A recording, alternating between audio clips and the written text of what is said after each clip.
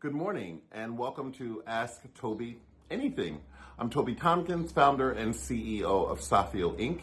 Safio is a global leadership development platform for founders, executives, creatives, students, anyone who's interested in their own personal growth and transformation. Today, I'm going to talk about a really interesting question that I never talked about or even been asked online before. And I think it came from someone who was really thinking about what has been the impact of 1 year after the death of George Floyd on my life personally. The question was, Toby, I'd really be interested in knowing how you handle the disappointment and the pain that happens when your white allies disappoint you or deceive you or back away from their own power or commitment or words or language on your behalf. Interesting question. I don't think of my friends, etc., as allies. I just think of them as people who are in my life. They're not in my life because they're allies. They're in my life because in total, I consider them to be good people. We have a lot in common, etc., etc. I think they become allies when the issue of race pops into the equation.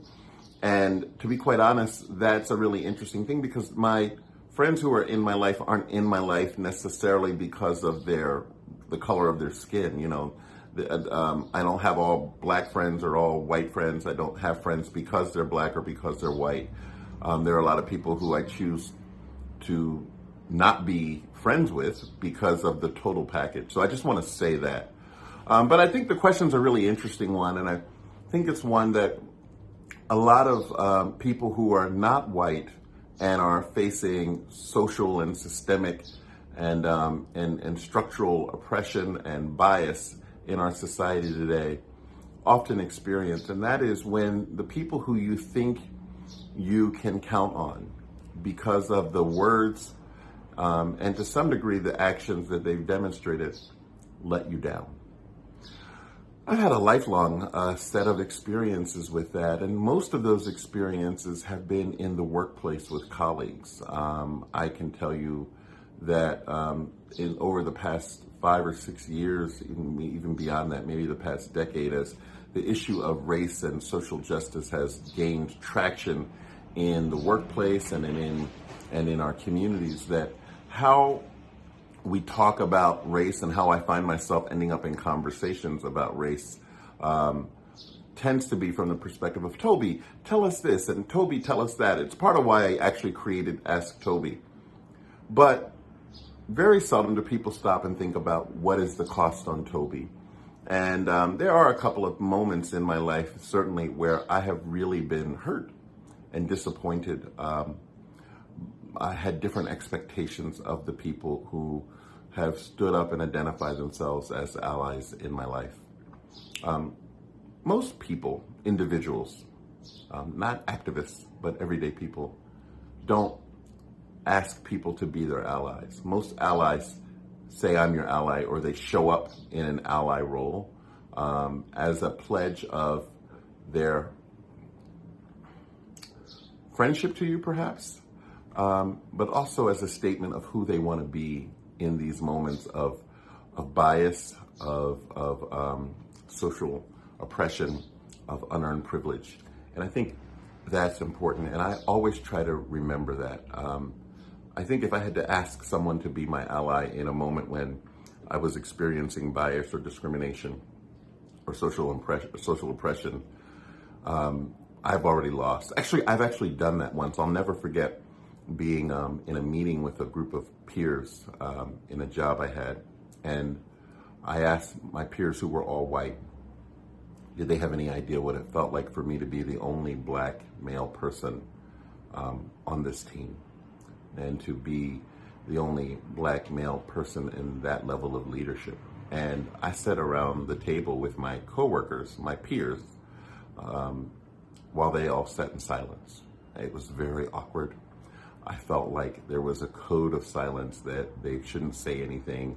I felt like there was a fear that there might be some sort of legal consequence for answering my question. I felt like I was wrong for asking the question. And so that's one of the first things that I think often happens when you are let down or abandoned by an ally, is you often feel as the target that you did something wrong. It's sort of a blaming the victim, like, I'm your ally, how dare you ask me that question? That question doesn't deserve a proper response. My parents growing up used to say really interesting things that I didn't understand when they said them, and I thought them hypocritical of sorts. But I'll never forget my parents and my mother saying to me one day after I'd had an issue at school with someone. And she said, baby, if you don't expect much from people, they'll never disappoint you. They'll never let you down.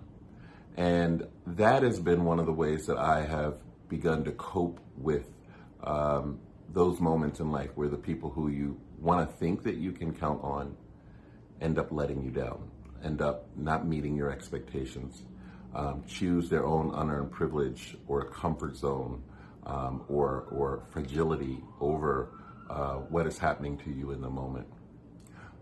It produces hurt, it produces fear, and it produces rage. And, the question was, how do I deal with those three things? The first thing I do is remove myself from the situation. I just literally stop participating. I stop talking, I stop making eye contact, and I try to physically remove myself from the situation.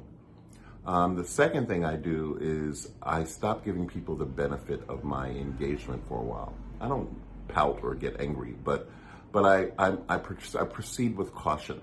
I'm still professional. I do my work or in the friendship, but if it's in a friendship, I'm more likely to say, well, here's what happened. But of course, I have to negotiate the politics of any social or professional situation, as we all do.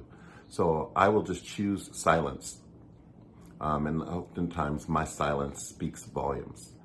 I think the third thing is, at the appropriate time, to see if the person is interested in any follow-up conversation as to what was the impact of their behavior, how it made you feel, and making a direct request of them about how that you would like them to respond should the situation occur at some point in the future.